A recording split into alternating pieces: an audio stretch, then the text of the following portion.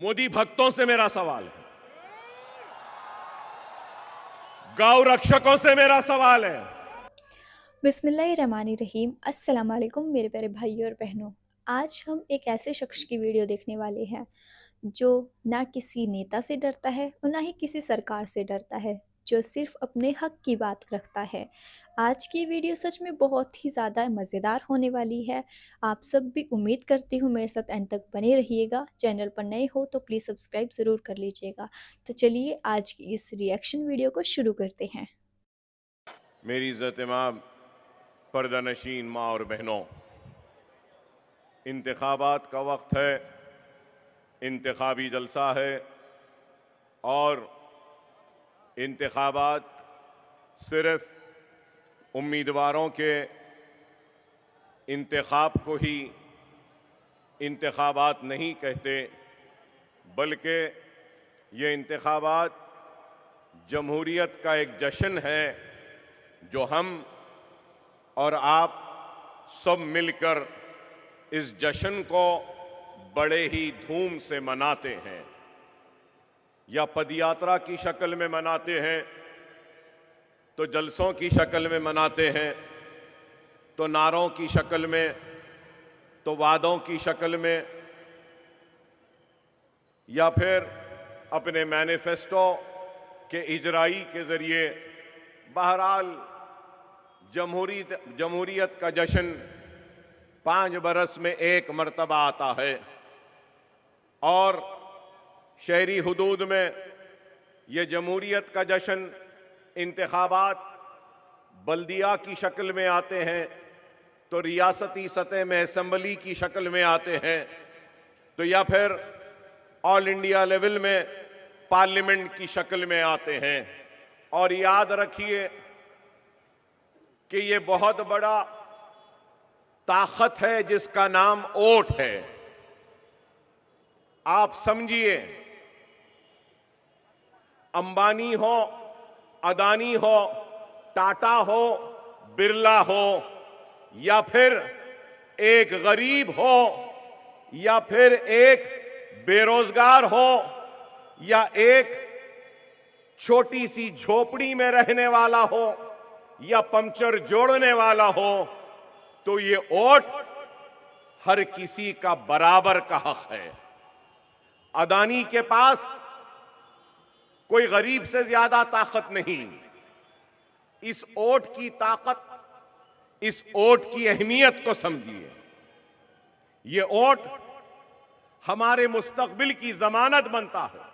ये वोट हमारे ख्वाब को हकीकत में बदलने की जमानत देता है। तो हमारा वोट हमारे आबादियों की तहफ्फुज़ की जमानत बनता है। तो हमारा वोट हमारे रोशन मुस्तकबिल की जमानत बनता है। हमारा वोट हमारी जहालत के खात्मे की जमानत बनता है। हमारा वोट हमारे बस्तियों में तरक्याती सरगर्मियों की जमानत बनता है। हमारा वोट हमारे बस्तियों में जहां पे रोड नहीं, जहां पे पानी नहीं, जहां पे बिजली नहीं, उसका यकीन दिलाता है। हमारा वोट ऐवानों में हमारी आवाज बनता है। हमारा वोट हमारी तड़प बनता है। हमारा वोट हमारी फरियाद बनता है। हमारा वोट हमारी शरीयत की हिफाजत का जामिन बनता है। हमारा वोट हमारी मस्जिद की हिफाजत की जमानत बनता है। हमारा वोट भाईचारगी की जमानत बनता है। हमारा वोट हिंदू मुसलमान की मोहब्बत की जमानत बनता है। हमारा वोट हमारे दस्तूर को मजबूत बनाने की जमानत बनता है। हमारा वोट ऐसा है जो आने वाले कल को रोशन करता है। खुदारा खुदारा अपने वोट का इस्तेमाल करो। इस जश्न को मनाओ, इस जश्न को खूब मनाओ, लेकिन इस बात को ना भूलो, लम्हों ने खता की थी तो सदियों ने सजा पाई है। एक लम्हे की खता, एक गलत आदमी या गलत उम्मीदवार या गलत जमात के लिए अपने वोट का इस्तेमाल फिर 5 बरस तक इंतजार। ऐसा ना करो कि जालिम मुसल्लत हो जाए और मजलूम दब जाए। ऐसा ना हो कि आपका एक लम्हे की खता हमारे रोशन मुस्तकबिल को अंधेरे में डुबा दे।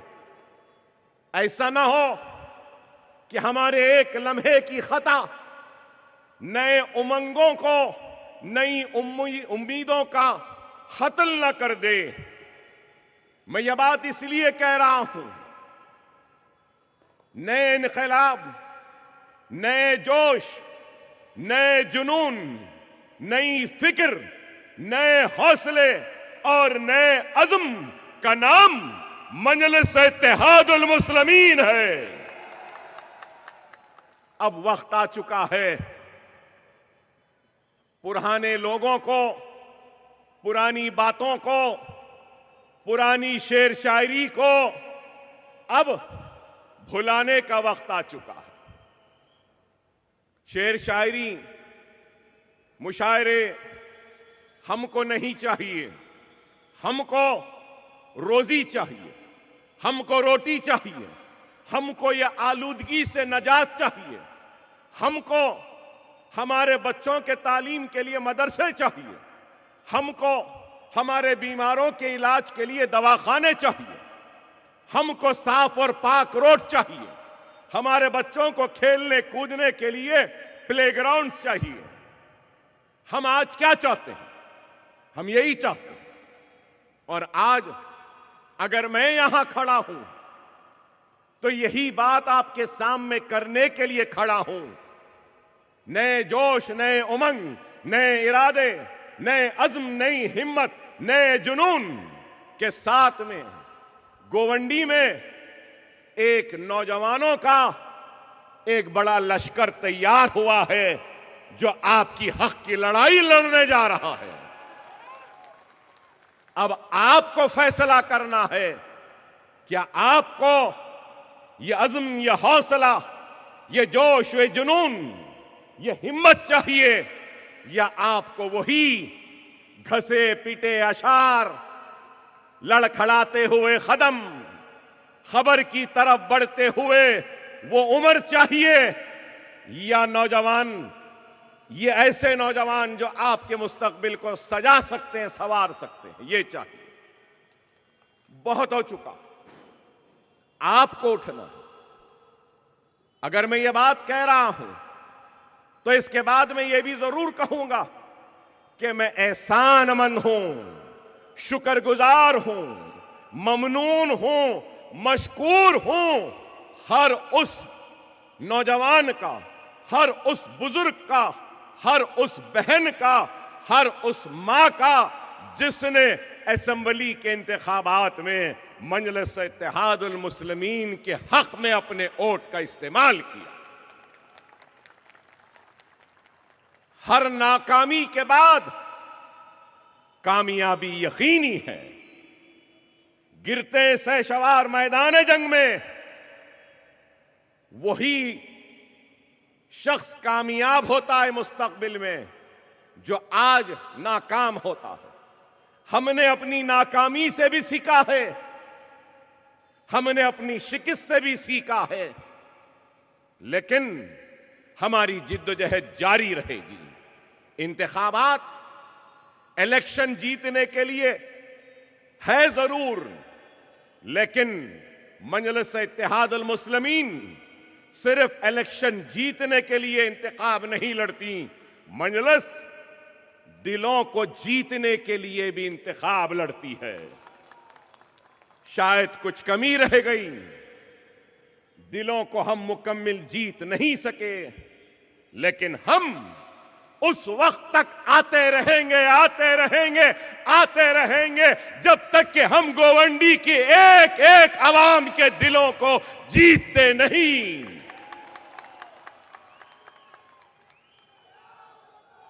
हम आते रहेंगे। हमारा मकसद किसी के घर तोड़ना नहीं, हमारा मकसद बुलडोजर चलाना नहीं, हमारा मकसद पानी रोकना नहीं, हमारा मकसद बिजली काटना नहीं, हमारा मकसद है आलूदगी से पाक करना गोवंडी को, हमारा मकसद है कि ड्रग्स से नजात दिलाना गोवंडी को, हमारा मकसद के तालीमी इदारों का जाल बिछाना, हमारा मकसद के दवाखाने हो, हमारा मकसद कि हर गोवंडी का शहरी इज्जत के साथ अपनी जिंदगी को गुजारे। मैं मजलिस के जिम्मेदार की हैसियत से कहूंगा, कॉरपोरेटर्स हमारे जीत जाएं, एमएलए जीत जाएं, एमपी जीत जाएं, तब भी हम हमारे मुखालिफ, हमारे दुश्मन के सामने भी हाथ बढ़ाएंगे दोस्ती का, और उसके दिल को भी अपनी मोहब्बत से जीतने की कोशिश करेंगे। इसलिए कि हम रसूलुल्लाह सल्लल्लाहु अलैहि वसल्लम के उम्मती हैं। रसूलुल्लाह के रास्ते में कांटे बिछाए गए, रसूलुल्लाह के ऊपर काफी बदतमीजियां हुई, लेकिन मेरे आका ने अपने अखलाक, अपनी सुन्नत, अपनी मोहब्बत के जरिए यहूदियों को और गैर मुस्लिमों को ला इलाहा इल्लल्लाह मुहम्मदुर रसूलुल्लाह पढ़ने के लिए उनको मजबूर नहीं किया, बल्कि वो हुस्न अखलाक, रसूलुल्लाह के मोहब्बत को देखकर खुशी से कलमा पढ़े और इस्लाम में दाखिल हुए। हम उनकी उम्मत हैं, हम उनकी उम्मत हैं। गुरूर तकब्बुर से परहेज करो, अपने जोश और जज्बे को आवाम के खिदमत के लिए इस्तेमाल करो, अपने जोश, अपने जज्बे और अपनी हिम्मत को अपने दुश्मनों को खत्म करने में सर्फ न करो। तुम्हारे पास काम बहुत है, जोश का इस्तेमाल करो, अपने ताकत का इस्तेमाल करो, अपने जुनून का इस्तेमाल करो तो खिदमत करने के लिए। और जो लोग जुल्म करते हैं, जो जालिम हैं, उन पर तुम छोड़ दो उनको, अल्लाह खुद इंसाफ करेगा। अल्लाह के पास देर है, लेकिन अल्लाह के पास अंधेर नहीं। अल्लाह की जात पे यकीन रखो। अल्लाह आजमाता है अपने बंदों को। अगर आज गोवंडी से हम नहीं जीते तो अल्लाह सुब्हानहू तआला कुरान में इरशाद फरमाता है, मैं उसी को आजमाता हूं जो मेरा करीबी बंदा होता है, और मेरी आजमाइश में जो मुझसे नाराज होता है मैं उससे नाराज हो जाऊंगा। मेरी आजमाइश में जो मुझसे खुश होता है और मेरा शुक्र अदा करता है, मैं भी उससे खुश होता हूं। ऐ अल्लाह, तेरा जो भी फैसला, हम सजदे में गिर कर तेरे फैसले को कबूल करते हैं और तेरा शुक्र अदा करते हैं। ये मंजलिस है, ये हमारे किरदार है, ये हमारे अखलाक है, ये हमारी असलाफ की तालीम है। खुदारा इस बात को समझो कि आज ये मुल्क एक ऐसे दौर से गुजर रहा है जहां पे आपको, हमको अपने इख्तिलाफात को बलाए ताक रखते हुए इस मुल्क की मोहब्बत में हमको सबको एक होना होगा।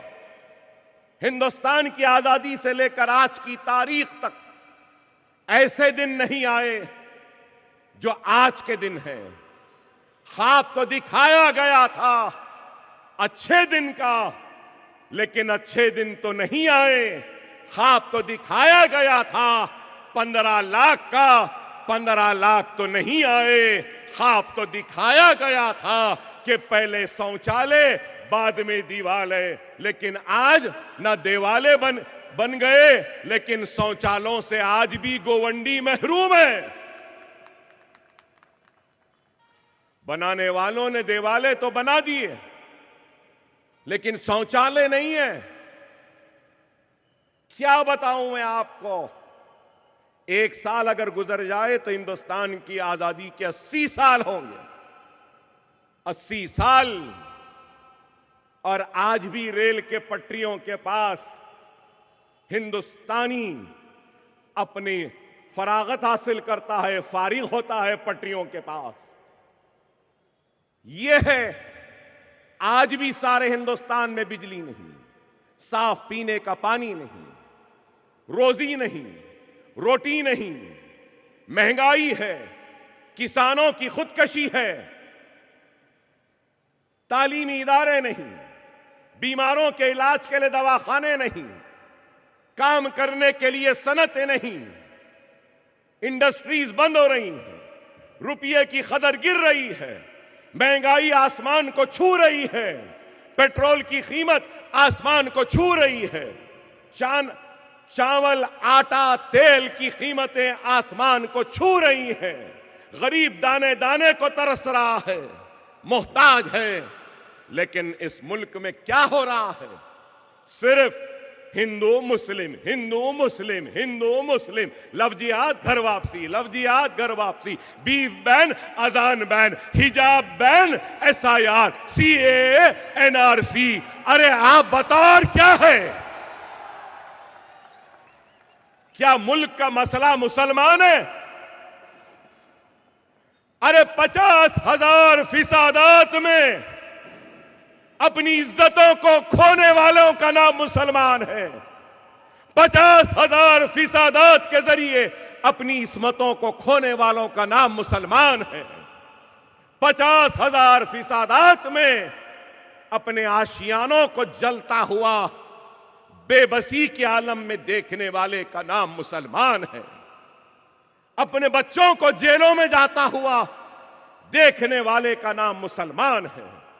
अपनी शरीयत का पर हमला होता हुआ देखने वाले का नाम मुसलमान है। मसाजिदों को शहीद होता हुआ देखने वाले का नाम मुसलमान है। अरे हम लुटते रहे, लुट रहे हैं, आने वाले कल में भी अगर लुटेरे लूटते हैं तो लूटे। तुम लूटते लूटते थक जाओगे, लेकिन हम लुटते लुटते थकेंगे नहीं। देखेंगे कितना दम है मारने वाले में, देखेंगे कितनी ताकत है मारने वाले में। अरे क्या जुल्म! क्या इस मुल्क का मसला मुसलमान है? क्या इस मुल्क का मसला मुसलमानों की शरीयत है? क्या ये मुल्क का मसला क्या मुसलमान खवातीन का हिजाब है? क्या ये मुल्क का मसला मुसलमानों की इबादत गाहें मसाजिद है? क्या ये मुल्क का मसला CAA, NRC या SIR है? क्या ये मुल्क का मसला बीफ बैन है? क्या ये मुल्क का मसला अज़ां पे रोक लगाना है?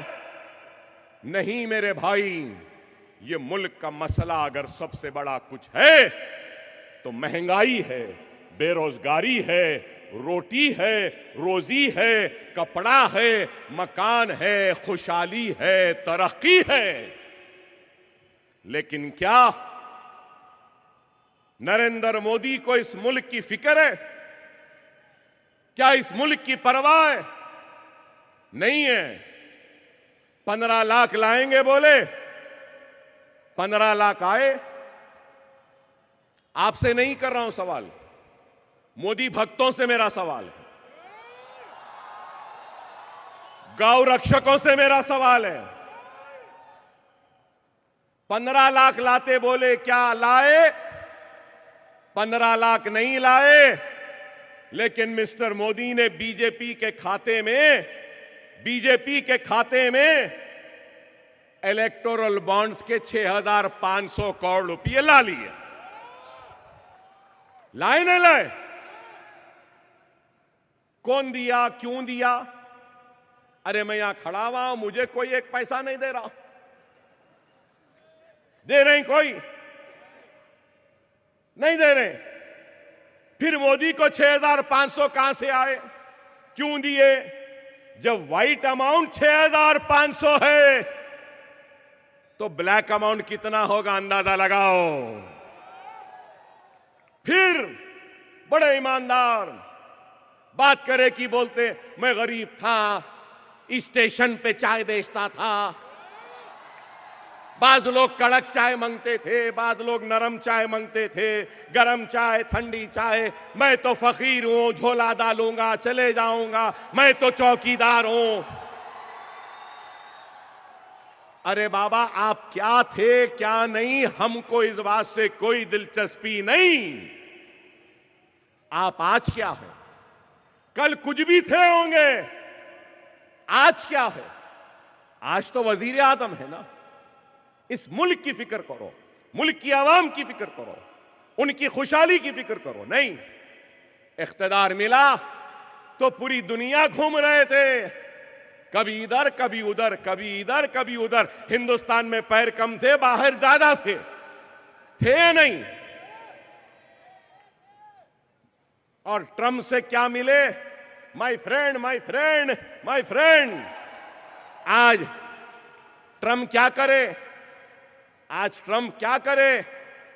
अरे बताओ, हर महाज पे नाकाम, हिंदुस्तान की तारीख का सबसे नाकाम वजीर आजम का नाम है तो वह नरेंद्र मोदी है। मुल्क के ऊपर एक बोझ बना हुआ है, मुल्क की खुशहाली में रुकावट बना है, मुल्क की तरक्की में रुकावट है। जब तक इनके इख्तिदार का खात्मा नहीं होगा, मुल्क में खुशहाली नहीं आई। आप हैं यहां पे समझदार, पढ़े लिखे आईपीएस ऑफिसर्स भी हैं। क्या मिस्टर मोदी ने मनमोहन सिंह से नहीं कहा था $1 is equivalent to more than your age? Mister Manmohan Singh बोले थे ना। मनमोहन सिंह वजीर आजम थे तो यही मोदी बोले थे कि आपकी उम्र से ज्यादा हो गया। अरे मिस्टर मोदी, आज मैं कह रहा हूं, रुपया गिर रहा है। $1 इज इक्वल टू 90 रुपीज 21 पैसा। क्या कर रहे हैं? खैर, ये इकोनॉमिक्स है, इनको क्या मालूम भाई। इकोनॉमिक्स से दूर दूर तक कोई लेना है ना देना है। ना इकोनॉमिक्स की स्पेलिंग आएगी, ना कॉमर्स की आएगी, ना बैंकिंग की आएगी, ना करेंसी की आएगी। इनको तो बस कड़क चाय, नरम चाय, चाय चाय चाय चाय, ठंडी चाय, गरम चाय, यही है। इस वास्ते मुल्क का यह हाल है। अरे आज हमको और आपको सोचना होगा कि हम क्या करें। अगर आज हम खामोश रहेंगे तो याद रखो, इनके जुल्म, इनकी नाइंसाफी में इजाफा होता रहेगा। याद रखो, तलाक़ सलासा का कानून बना तो ऐवान में, वक्त तरमीमी बिल आया तो ऐवान पार्लियामेंट में, अगर CANRC का कानून बना तो पार्लियामेंट में, अगर जो भी कानून बनता है ये मैदानों में, सड़क पर नहीं बनते, कानून ऐवानों में बनते हैं। जमहूरियत में नुमाइंदों की अहमियत होती है। एक MP है, मजलिस का तो ये हाल है, अंदाजा लगा लो एक 10-15 हो गए तो क्या हाल होगा। सही है या नहीं? मानते ना मेरी बात को? जमहूरियत में नुमाइंदों की अहमियत होती है, कामयाब होकर ऐवान में जाने की अहमियत होती है। और आज अगर हम निचली सतह से अपनी पार्टी को, अपने नुमाइंदों को, अपनी आवाज को ऐवानों तक नहीं पहुंचाएंगे तो फिर हम बेआवाज रह जाएंगे। मैं अगर यहां खड़े रहकर अगर चीखूंगा, चिल्लाऊंगा, पुकारूंगा तो मेरे हलक से खून निकलेगा, मेरी आवाज बैठ जाएगी। आप नारे नारे लगाते रहेंगे, जोश में आ जाएंगे, लेकिन मेरी और आपकी आवाज यहीं पर, यहां से थोड़े दूर तक जाके दम तोड़ देगी। लेकिन वो आवाज जो ऐवानों में गूंजती है उसकी अहमियत रहती है। खुदारा मेरी बात को समझो, खुदारा मेरी बात को समझो, गाफिल ना रहो। हिजाब करती हुई मेरी बहन की तड़प को महसूस करो। वो सर पे टोपी पहना हुआ मेरा भाई जिसकी टोपी को उछाला गया, उसके दर्द को समझो। दाढ़ी थी तो ट्रेन में गोली मारी गई, उसके दर्द को समझो। खुदारा मॉब लिंचिंग के जरिए हमको लोच लोच कर मारा गया, उनकी तकलीफ को समझो। वो मुसलमान जिसके सीने में दूसरे मुसलमान भाई के दुख तकलीफ का एहसास नहीं, वो मुसलमान नहीं। मैं अगर आया हूं तो वही तड़प, वही दर्द लेकर आपके पास आया हूं। और मैं अपनी तड़प को लेकर किसी गैर के पास नहीं गया हूं। गैर तो मुझे सुनेगा भी नहीं, गैर तो मुझे आने भी नहीं देगा, गैर तो मुझे धुतकार देगा। अरे तुम्हारा अपना तुम्हारे पास आया है, तुम्हारी इज्जत के लिए, तुम्हारे वक़ार के लिए, तुम्हारे हौसलों के लिए, तुम्हारे हक के लिए तुम्हारे पास आया है। तुम्हारे दिल पे दस्तक देकर तुम्हारे ज़मीर को झिंझोड़ने की कोशिश कर रहा। खुदारा बेदार हो जाओ, अल्लाह वास्ते बेदार हो जाओ। वक्त नाजुक है। अगर हम आज बेदार नहीं होंगे तो आने वाली नस्ल हमको कभी माफ नहीं करेगी। अरे मैं दर्द में रहता हूं, ये तकरीर कर रहा हूं तो पेट फूल जाता। अभी भी मेरे कमर में गोली है, अंतड़ियां नहीं, किडनी खराब, स्प्लीन खराब, ये हाथ चलता नहीं। 75 जरब मारे गए, गोलियां मारी गईं, 5 मरतबा जेल को गया। बीमार हूं लेकिन फिर भी चीख रहा हूं, चिल्ला रहा हूं। आपके दरमियान में आया हूं तो इसलिए आया हूं कि आपके लिए मोहब्बत है, आपके लिए तड़प है, आपकी फिक्र है, आपकी परवाह है, आपकी हक की लड़ाई लड़ रहा हूं। इसलिए कि मैं समझता हूं कि आपका मुझ पर हक है और मेरा हक आप पर है, और वो हक ला इलाहा इल्लल्लाह मुहम्मदुर रसूलुल्लाह है। ये मेरा हक है, ये आपका हक है, और हमको अपने हक को हासिल करना होगा। अभी वक्त है, 10 बजे से पहले ही खत्म कर दूंगा, 10 बजे से पहले ही खत्म कर दूंगा, वक्त है। मगर मैं आपसे कहूंगा वक्त नाजुक है, अभी भी वक्त है। खुदारा बेदार हो जाओ, उठो मेरे भाई। इस मुल्क को हमको आज बचाना है। वो फिस्ताई ताकतें, फाशिस्ट ताकतों से इस मुल्क को बचाना है। इस मुल्क को कमजोर करने वाले, मजहबी जुनून रखने वालों से हमको इस मुल्क को बचाना है। हमको इस मुल्क को तरक्की के राह पे ले जाना है। ये मुल्क हमारा है। मुसलमानों को किसी से डरने और घबराने की जरूरत नहीं है। मुसलमान सिर्फ अल्लाह से डरता है और ये सर सिर्फ अल्लाह के सामने झुकता है।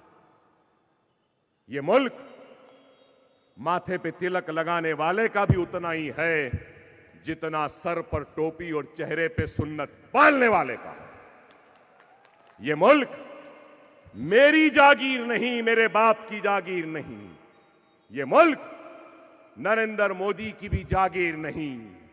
ये मुल्क हिंदू का है, मुसलमान का है, सिख का है, ईसाई का है, पारसी का है, हर किसी का है।